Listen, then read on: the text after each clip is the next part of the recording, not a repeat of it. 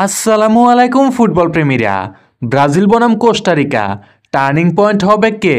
1994 সালের বিশ্বকাপে তখনকার অন্যতম শক্তিশালী দল ইতালিকে ট্রাইবেকারে হারিয়ে বিশ্বকাপ জিতেছিল ব্রাজিল।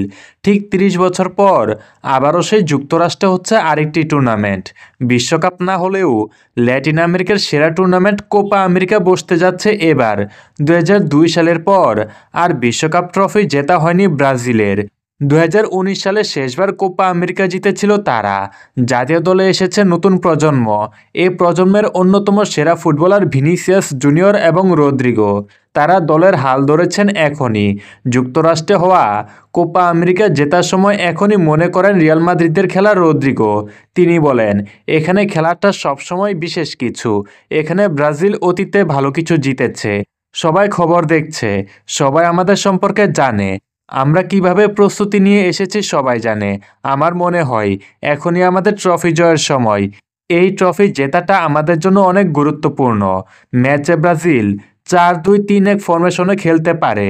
ব্রাজিল এই ফরমেশনই সাজিয়েছে। সেই অনুযায়ী যদি ব্রাজিল ফুটবল খেলে, এই ম্যাচে ভাইটাল পয়েন্ট হয়ে দাঁড়াবেন রদ্রিগো। কেননা সেখানে রাফিনা, ভিনিসিয়াসরা তাকে কি পাস দিতে পারবে, ভালো বল সাপ্লাই দিতে পারবে, যেটা এখন ব্রাজিল দলে খুব বেশি দরকার। মাঝমাঠে দুইজন নিয়ে আক্রমণ ভাগে শক্তি সঞ্চার করছে দরিবাল।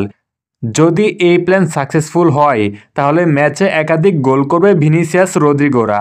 বাংলাদেশ সময় আগামীকাল সকাল 7টায় কোস্টারিকার বিপক্ষে মাঠে নামবে রদ্রিগোরা। ম্যাচটি দেখা যাবে T Sports, Sony 10-1, Sony 10-2, Sony 6-1, Sony 6-2 চ্যানেলে।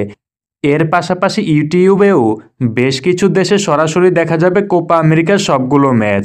আবার মোবাইলের মাধ্যমে ইয়াল্লা live TV, Yasin TV, HD stream, toffee app ছাড়াও খেলা দেখার জন্য যেসব অ্যাপ আছে প্রায় সবগুলোর মধ্যে কোপা আমেরিকার ম্যাচগুলো দেখা যাবে। আপনারা আমাদের থেকে কী ধরনের ভিডিও চান জানিয়ে দিতে ভুলবেন না। আর এই ভিডিওতে বেশি বেশি করে কমেন্ট করে আমাদের পাশেই থাকুন।